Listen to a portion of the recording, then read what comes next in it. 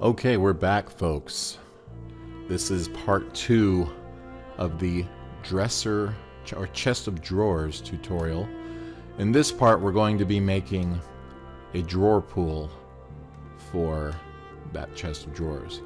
We could make it out of this default cube here. Let's go ahead and do that. We'll just scale this guy down pretty thin. I'm not exactly sure where we're going with this just yet, but we'll figure it out as we go. I think I'm going to make it kind of like so. Just scaling the sides in a bit, leaving a bit of thickness. It's going to be the back plate for it. I'm just going to go ahead and apply that rotation and scale to it for now. And I'm going to get rid of this camera for now. It's just in the way. So let's go ahead and figure out what needs to happen here. I want a couple of little protrusions to come out with a little ball at the end that have a hole so the little drawer handle can hang on them. Pretty simple. So let's see if we have something we can use here. A couple of cones would be perfect to start with, then a couple of spheres. We can do this all, honestly, with just primitives. So we're going to go and press R for rotate. We're going to rotate this around the X, I believe. Yep. And we're going to, we're going to press R for rotate, X 90, and get a perfect 90-degree rotation there. I'm also going to scale this guy down. I'm just going to click and drag in the viewer here to kind of figure out how big that needs to be. I'm going to look from the front and move that over approximately there, or maybe there. And I'm going to pull that forward to where it's sitting right on the surface of the plate itself. The best way to do that, that was done by eyeball, but the best way to do that is to look along your x-axis here and pull that right up against it until it stops.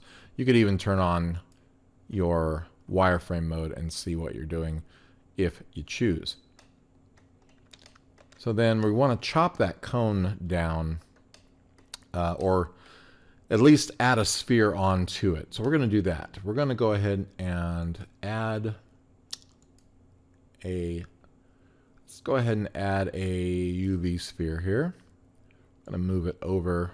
We're going to try and get those perfectly lined up with each other as well. So we're going to look along the y-axis. We're going to turn on wireframe mode, and we want the center points to match up perfectly. I'm just going to zoom in, move our little move handle to get as close to as I possibly can. That looks pretty good.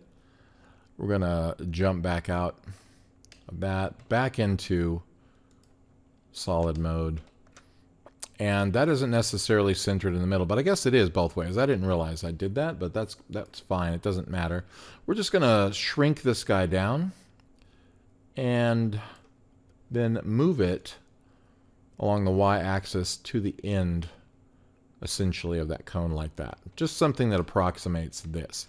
Now next we're going to meld these two together using a Boolean. So I'm going to go with the, I guess, the sphere selected, go to our modifier tab, drop it down and add a Boolean modifier. Make sure it is set to union this time. And then we're going to click the little eyedropper and come up here and click the cone. That may or may not work great. We will see. And then we're going to go ahead and drop down here and click apply. Now these two should have become one, but it appears, oh, they did. They just left this residual one behind underneath it. So we're going to go ahead and select that one to where it's the only one lit up and delete it. So now we have this guy. It's horrible topology, you can see, but that's not really going to matter a whole lot. And the next thing we want to do is we need to put a hole in it. So from the side here, we're gonna create a cylinder and make a big hole right in the center of that guy. So we need to add mesh, a cylinder. That obviously needs to be rotated. So with it selected, we're going to push R, X, 90, enter. And now we're perfectly set at 90 degrees. We're going to shrink that guy down. And you know what? It needs to be 90 degrees the other way as well. So with it selected, we push R, Z, 90. And that's the direction we want. So we're going to shrink it down quite a bit. Whoops. Overall, not just in one axis. We're going to shrink it down. And we're going to make it longer too. So let's get about here. We'll make it longer on the x-axis. And now we want to move it around to where it cuts through the center of this sphere. So I'm going to look over here at down the x-axis. It's too big, so we're going to make it smaller, about that big, I guess. And we're going to move it to where it's pretty much on the center. We can be sure. You can either line it up by eye. That's probably perfect, or good enough perfect, right there where that particular polygon is at. It looks like it's perfectly centered. We're going to come back here. We're going to move it down to where it actually cuts all the way through, like so. And you know what? It doesn't actually have to cut. We could make this all one piece, and that would probably be absolutely fine. Okay, so instead of doing another Boolean, what we're going to do is we're going to duplicate this guy right here. Shift D, click, and then we'll move it down to the other end. And instead of using a mirror modifier or something, we're just going to eyeball this. And we're going to look from the front here down the y-axis and figure, oh, I don't know, the center's about 1, 2, 3, 4, 5, 6, 7, 8, 9, 10. 1, 2, 3, 4, 5, 6, 7, 8, 9, 10. So approximately there, we'll just move him over-ish, like so. And on our cylinder, we're just going to, for the moment, extend it out to go through both of these guys. So in edit mode, we'll just marquee select our endpoints. We'll click G, X to move in the X axis and pull it right through. Now this could be our drawer handle if we wanted it to, as simple as that. Let's go ahead and look from the front. We want to drag these points out just a little more, so you can use the move tool or the GX command there and just have those like so. Now I kind of don't like the ends looking that flat. So what I'm going to do is I'm going to go over here to the bevel tool. We're going to select all the points though. So make sure you're in X-ray mode. That way we can select all the way through and get all those points. And we're going to grab our bevel tool, and I want to make these end edges nice and beveled. But guess what I did? I did this using points, which is not exactly what we want, but I guess it works the same way. But let's go ahead and not do that. All right, so what I want to do is I want to switch over to edge mode. And I'm going to marquee select the end edges, and I'm going to marquee select these end edges. And now we're going to bevel those with the bevel tool here, so they have a nice little beveled edge. Well, I'm noticing they're not as beveled as I'd like them to be, so I'm going to just select polygon mode, select the center polygon of each one of these guys, and this is going to cause me a problem. I'm going to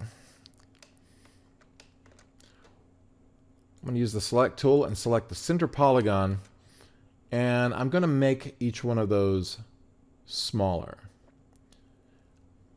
So I'm going to select the other one on the other end too, but I want to make sure I only do it in Z and Y.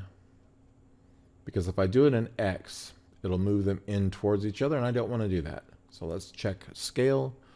We want to make sure we go in Z and Y, and the way we can do that is just drag and make them smaller, which will pull them in. But then we can push them right back out. And you see we have a nicer angle bevel. So basically we're making these smaller. If we pull that red X axis, it moves them in and out because it's not actually changing their scale. It's the Z and Y that change their scale. Alrighty, so that looks pretty good. We don't need any more detail on that than that. But I do want to make the handle dip in the middle. I want it to be a little more decorative than it is. So while we're still in edit mode, I'm going to go and grab our loop cut tool and start adding loop cuts here in the center. I'm just clicking on either side and now clicking in between there, and you see how it makes a preview first, and it's locking, it's snapping to the center point between the last two that were there. So that'll be okay. Now we're going to do something kind of cool. I'm going to back to my select tool, just going to select these edges in the center, and I'm going to turn on this button here, which is proportional editing. Now when I go to move this, like if I press the G key, you'll see that ring. It will pull down the center that I have selected and highlighted, and it will also proportionally pull the things next to it. So I hit the G key, which is for grab, and now I'm going to make sure I click the Z key so it only goes up and down. And when I start to pull, if I roll my mouse wheel up, it will add to my the effect, the area of effect that I've pulled down. But I'm noticing something.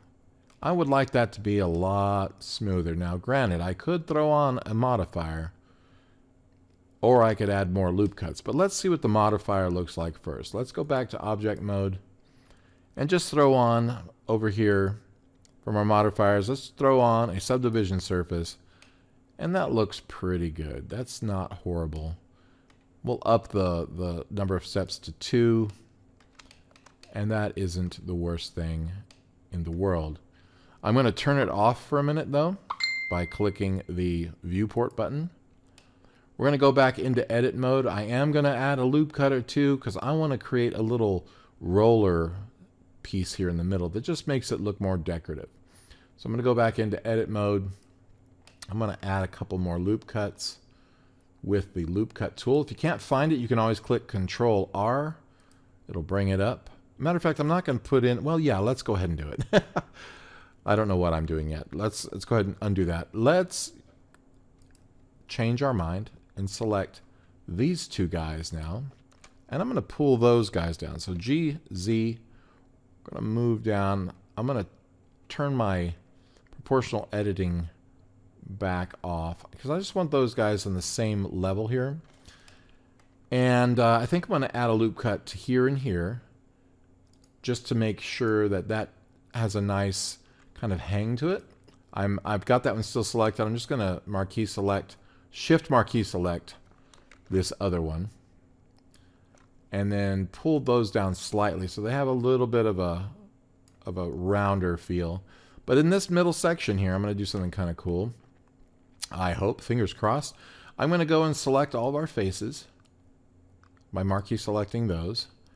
We are in X-ray mode, so it did select them. And we're going to extrude those out away from the center. So we're going to have to not extrude region, but we need to go to extrude along normals.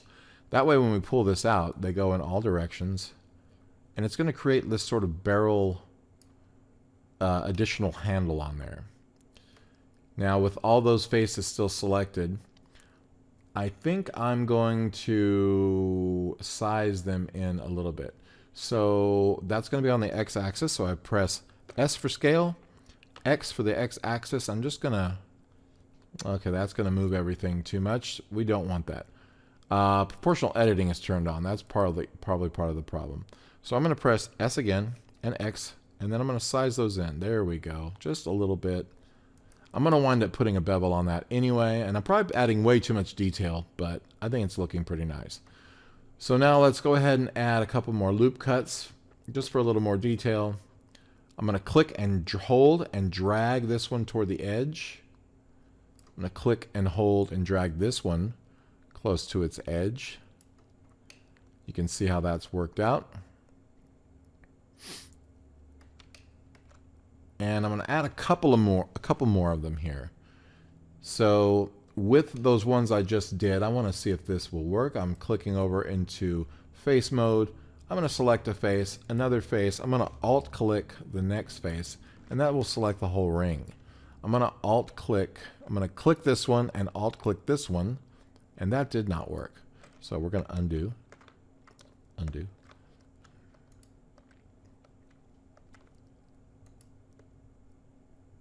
So I tried the same thing with the other side, but that did not work.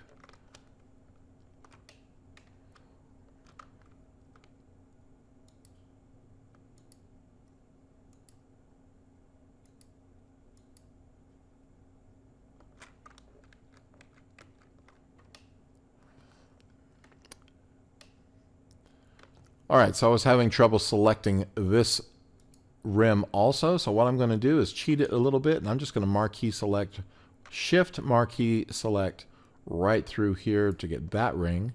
So now we have both. And what I'm going to do is I'm going to extrude along the normals from those as well to create another little ridge on the outside of that. So that will have a, now we'll have a little extra ridge. I'm going to come back into object mode just to check that out. You can see how that's created a little kind of barrel shape there. We're never going to get this close to it, but it's just for the idea. And I think that that's pretty good. So now let's work on this plate a little bit. It's kind of boring being just simple like that. And once again, this will wind up having this subdivision turned back on and hopefully still look good. That is not bad at all. What do you guys think? Perfect. So now back to the plate. We want to make this a little more interesting. So I think we're going to cut it up and move some polygons around here. So let's go into edit mode. Let's put some loop cuts in here. Just put one here, one here. We could subdivide, but I'm kind of trying to decide where the geometry gets added. So I'm just going to add a few in certain places with an idea that I'm going to do a particular thing. So I'm going to divide it in the center, probably about there. Let's just see what I can start to make happen. We'll cut it up a little more as I go. We're going to use the move tool. We're going to go into point mode. I'm just going to see. I'm going to drag down. Let's go into X-ray mode. We need both those points, so we're going to select those. I'm going to look straight down the y-axis. I'm going to pull this down.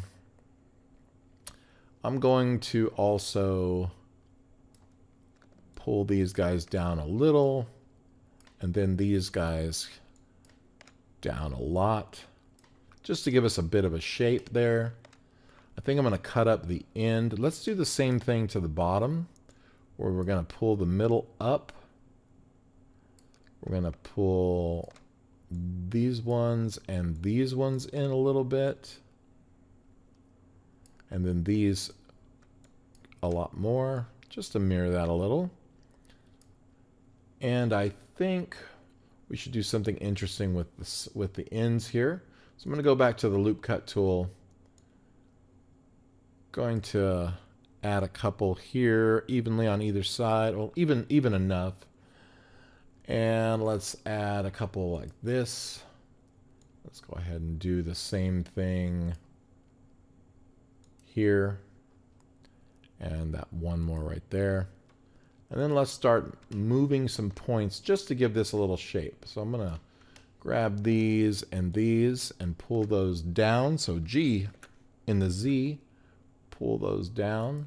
We're going to grab the ones at the bottom and do the same thing. So here, and then G, Z. So grab and Z axis. And then I think we should do the same thing with these guys. This will be GX. So we're grabbing them, moving them in the Z and the X axis. The same thing over here, just to make a little interesting GX, a little interesting point out of that whole thing.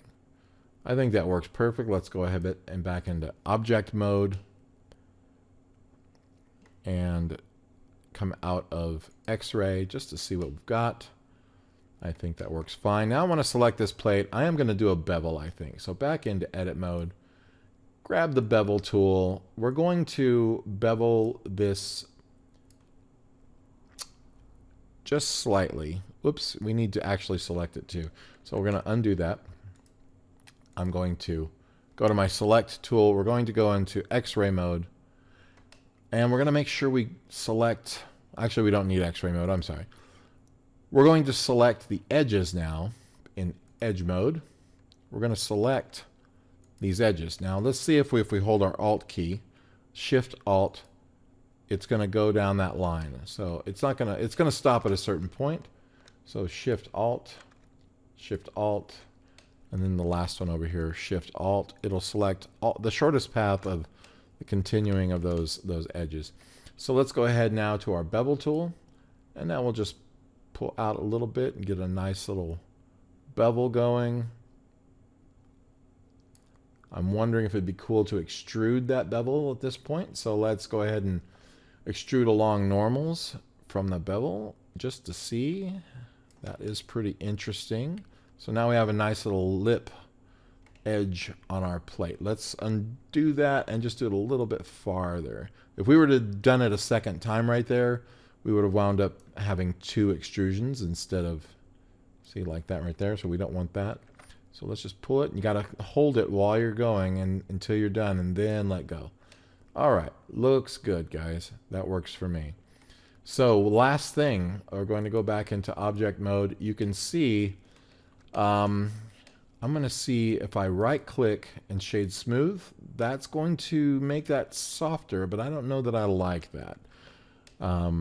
But on the spheres, we definitely want to shade those smooth. So sphere, shade smooth, and let's go ahead and select our handle and shade smooth, just in case. Looking good. All right, so this is all going to be the same material. However, these need to be UV'd properly, and I am not going to do that after the fact. So we're going to leave that as such for now until we UV it. So we're going to go ahead and, well, let's go ahead and UV it while we're in here before we take it back into our project with the chest of drawers. So this guy is a pretty crazy shape. We're going to have to make some seams on him. And then these guys will get a couple of seams. This will get at least 2 seams, probably 3. And I'll show you what that means. So first of all, we need to UV these to unwrap them. Hopefully you guys know what UVing is, you know what unwrapping, you know what texturing, but this is showing you my workflow on how to do that. So with even a crazy shape like this, we're going to go and do UV editing with it selected here.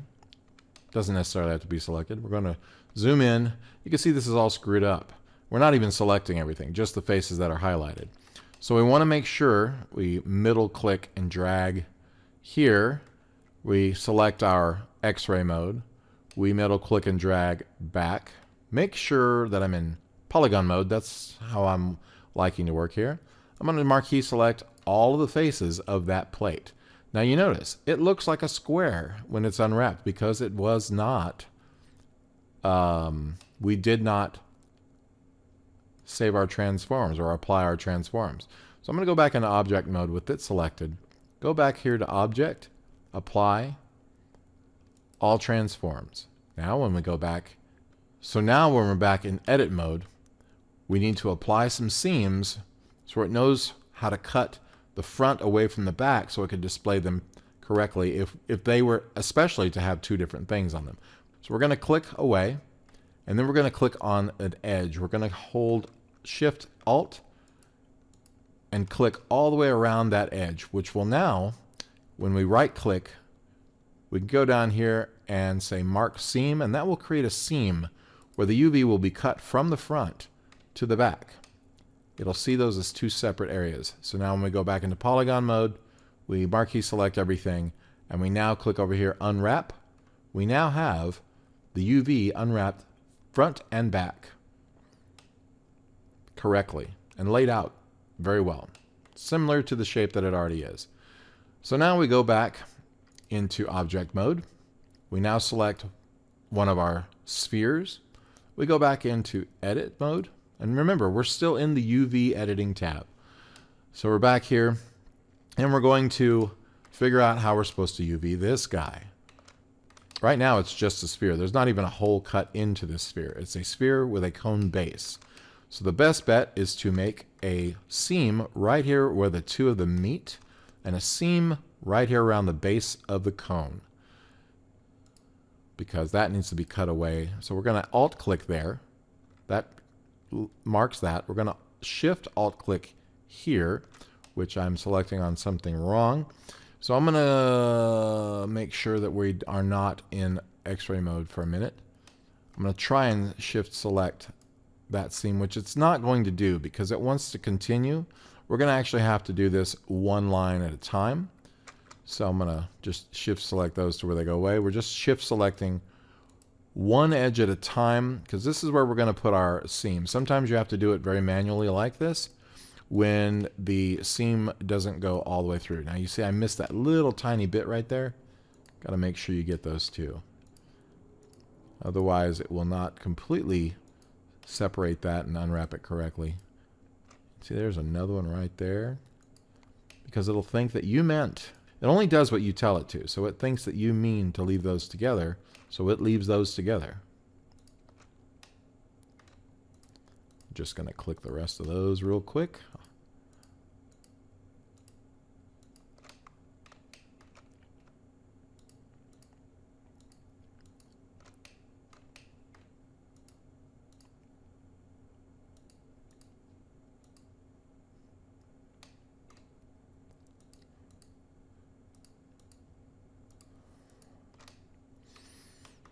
Okay, now with all those selected, we can right click and mark those as seams. And then we're going to put one more seam just running down an edge like so to where it will cut this and open it up from that seam. The sphere should probably also have a seam that runs down it, so I'm going to Alt click along it. Let's just cut it in half completely. So Shift, Alt, and then click. And let's go ahead and make sure we complete that all the way around. We'll right click, mark it as a seam, and then see how that goes. We will now go into X-ray mode. Scroll back over here. We will select all of our faces once we go into face mode. And then UV, unwrap, and we have our very odd selection. So sometimes they look weird, but they UV just fine. So I'm going to come back out here into object mode, and instead of UVing this other one again, I'm going to delete this one, and I'm just going to copy and paste this sphere by Shift D and then now G X so I can move it along back to where the other one went. I'm going to go ahead and come out of UV mode here. I'm going to look at this from the front and just make sure that I have this centered the same. So they're both UV'd exactly the same. Now the plate is UV'd, and now I have to UV the actual handle. So we're going to back into the UV editing mode. And right now, all we have selected are those two rims. So we need to mark our seams on this handle. And it is, I believe, kind of upside down looking here, but that's fine. Let's just flip this around to where it looks normal. There we go. Okay, now I want to separate this in parts. So the first thing I'm going to do is go ahead and separate it along the back side with a seam.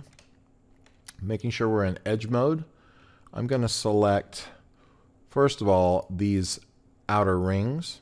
So I'm going to Alt select right there. I'm going to Shift Alt select along the back side of the entire object where it cuts a seam that'll unwrap from there. And then I'm going to Shift Alt select right along there to get that other disc. And I'm also going to cut along these rings where it meets the other part of the metal. And I believe I'm going to do the same on the insides of these rings too. Making sure. Sometimes it's kind of hard to see what I'm looking at. So I think that's where I want right there. And we're going to mark these seams. Take a look at the way this is going to lay out. Once I click into polygon mode, select all the polygons, making sure that we're in X-ray, which we are, and then I'm going to go UV unwrap. Okay, it's not horrible, but it's not great. These are very warbly. There are plugins to help straighten that out. But part of the problem, I believe, is that we did not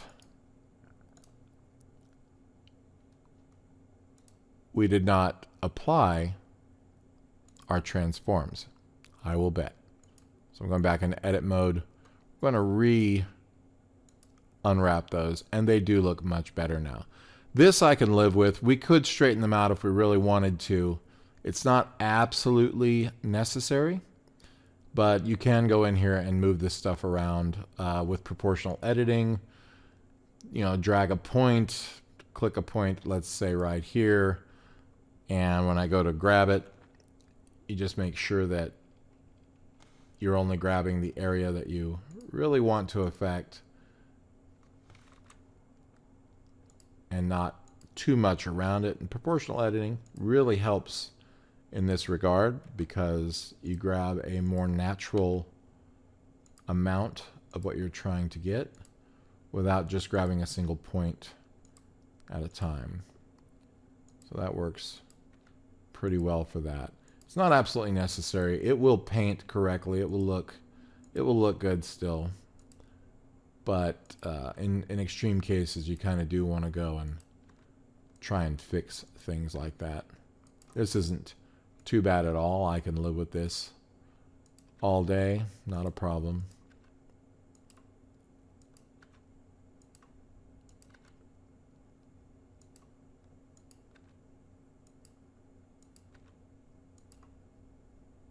And that'll work for now. That is our UVs for the handle. So all of that is good to go. We're going to jump back into layout mode. And before we go anywhere, we do need to apply two materials to this. Create and apply two materials. So what I want to do first is make sure this handle piece has its own material. Everything else can get another material that's all going to be metal. So with the handle selected, I'm going to go here and create a new material, and we're just going to call this metal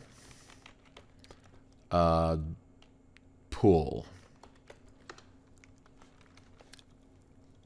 And let's go ahead and just delete that. Let's go ahead and create a new material and call that metal pool. And that one will be automatically assigned to that. And this guy, we could take the drop down and put metal pool on it as well. I'm going to make sure this one has metal pool on it. There, I had made another one a minute ago. And let's just make sure that these guys also have metal pool put on them as well. There's a little drop down. It shows all your materials here. You just put that on there. Now, for this one, though, I want to make a separate material. And to do that, I have to go into edit mode. And we're going to select all these polygons in the center. Make sure we're in X-ray mode. Let's just marquee select all the ones in the middle. We're going to make a new material. Click new material. We're going to call this handle leather, I guess. And click assign, and it will assign that material to that section. We're going to change the base color here to something a little more brownish, kind of indicative of leather. And now we'll go back into object mode. And now we have what's going to be our metal pieces and what's going to be our leather. So that's pretty simple there. We now have our drawer pull essentially complete. I'm going to grab, marquee select everything that's here. Our materials are assigned, our UVs are done, and now I'm going to join these objects together as one. So with everything selected, I'm going to right click and click join. This creates one entire object, now non-movable, as one entire object with the two materials on them still assigned to their own separate areas.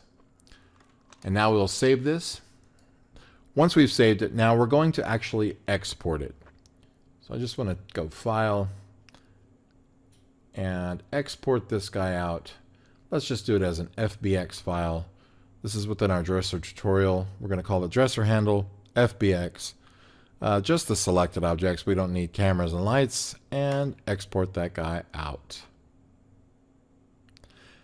Thank you for watching. We're going to continue in our third part, where we bring in the dresser handle and we UV the rest of the dresser and get it near finished. Make sure you subscribe, click the like button, and click the little bell for all the notifications of new videos. And thank you for watching.